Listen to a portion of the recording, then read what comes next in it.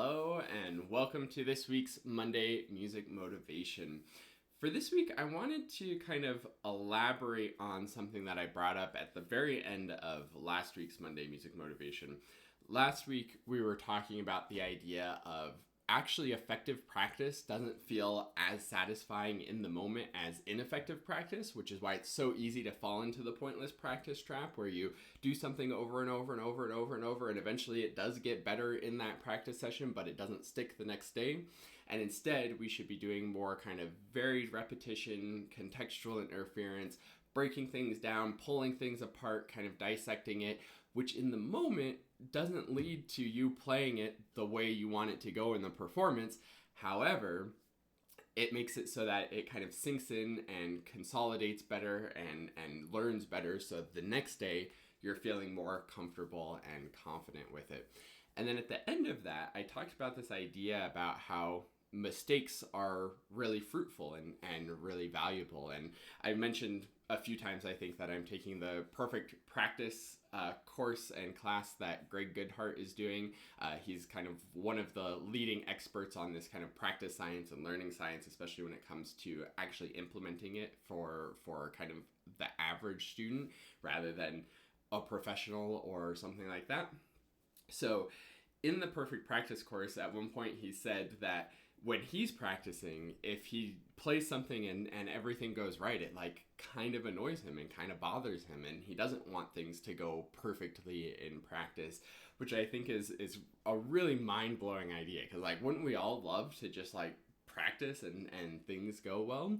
And that's what we aim for, and that's like the goal that our brain is by default kind of seeking, is that feeling of like, oh great, I played through it and it sounded good, like nothing feels better than that. But that isn't the most valuable and most productive thing for us to be doing in practice. And what that leads to, and let me know in the comments if you've ever experienced this before, you play something and in practice, it's never a problem. It always goes well in practice. And then all of a sudden in performance, you make a mistake that you've never made before. And you're like, what happened? I've never ever made that mistake before, and now all of a sudden it comes out in the performance. Like, what the heck? And there's a whole bunch of reasons for that. One of them is actually because of the like adrenaline of performing, your senses are a little bit heightened, so you might be being a little bit more picky about things. So maybe you were making that mistake in practice, but it never bothered you in practice because you were sort of glossing over it. But now that you're really in the zone, you're noticing things a little bit better. Another reason is because in practice, you were focused on just playing the music, but in performance, you're focusing on how others are perceiving the music and what they think of you and all of those other distracting things, the lights shining in your eyes, that person who just coughed. There's all kinds of other distractions that can kind of disorient your attention. Whatever it is, though, the fact remains that you never had a problem there in practice, and now all of a sudden you have a problem in performance. And that's why Greg Goodhart gets annoyed when he plays something and it goes really easy and there's no mistakes and no opportunities for improvement, because when you have those mistakes and the mistakes come up in practice, it gives you the opportunity to improve the mistake. And that's what I mean when I say opportunities for improvement. And I'm always trying to say opportunities for improvement rather than mistakes or errors or things that are incorrect, because that's truly what it is. And that's why we should be kind of celebrating our mistakes, because we get the opportunity to improve that in practice rather than leaving it up for chance in the performance.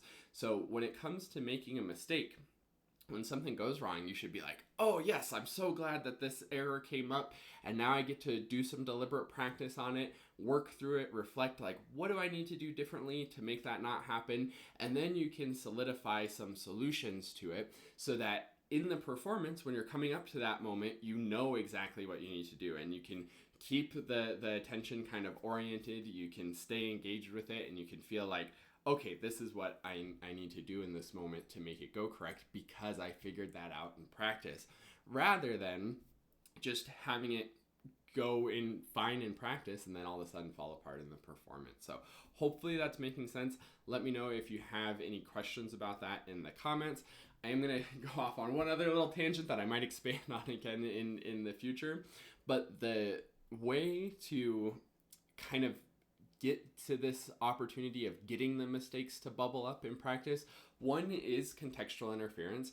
You may be able to play that whole phrase through and have no problems when you're kind of playing the phrase through on its own.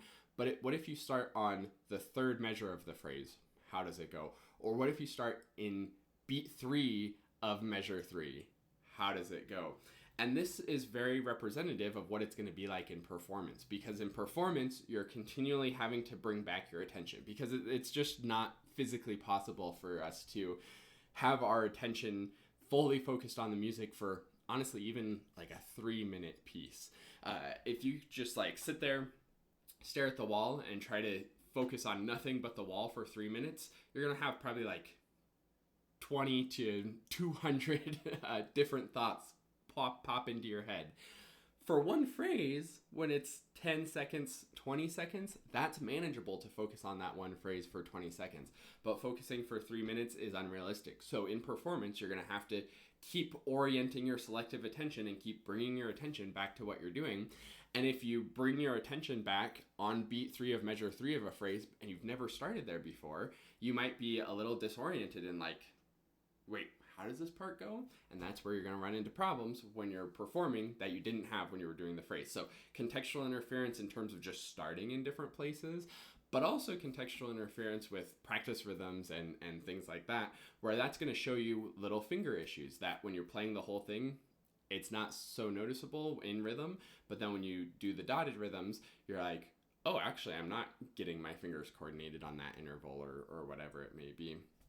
Another kind of component of this as well is when you're doing a whole phrase, you have the idea of the whole phrase, and there's so much material in the whole phrase that you aren't fully comprehending everything that's happening. So also going in smaller chunks can be a very, very valuable way to help the mistakes or the opportunities to bubble up. And as those opportunities bubble up, you can be like, yes, that F to A flat actually wasn't even, and I don't know where my fingers are going. So let me think about that. Let me break down this pattern, analyze the notes a little bit. Let me practice just that interval. Let me integrate it back into context just a little bit at a time. And then you're making those improvements. And that doesn't guarantee that it's not going to be a problem in the performance. But what it does is it reduces the chances of it being a problem in performance. Because if you think about, you've played the problem interval only in the context of the phrase and kind of been glossing over it, versus you actually pulled it out, isolated it, improved it. Of course, it's going to stick so much better and be so much more confident when you go to retrieve it in performance. So hopefully all of that's making sense and gives you some ideas on how to actually implement this and how to be a detective and go on the hunt for your mistakes so that you can celebrate them as opportunities that you get to improve now, rather than mistakes that may pop up in the performance when your attention is a little bit different or your state of arousal is a little bit different and your senses are a little bit more heightened. So again, let me know if you have any questions or thoughts about this. It is a little bit of abstract stuff, but hopefully that gives you some motivation and inspiration for this week to celebrate your mistakes.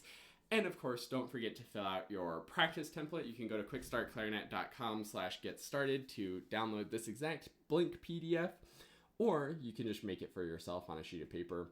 The date for the week, the reflection of how things are going for you, your goal for what you want to accomplish this week, and then your plan for when you're going to make it happen. So getting in there, taking your plan and putting it into your calendar, putting it into your planner, setting reminders, whatever you need to do to show up and do the work. And as you're doing the work, hunt for those mistakes. And when something pops up that goes awry, be like, oh, awesome. Now I get to figure this out and improve this now in my practice so that it's not going to surprise me in the performance. So I hope this was helpful. Again, let me know if you have any questions. Have a fantastic week of practicing, and I'll see you next week on the next Monday Music Motivation. Have a great week. Bye.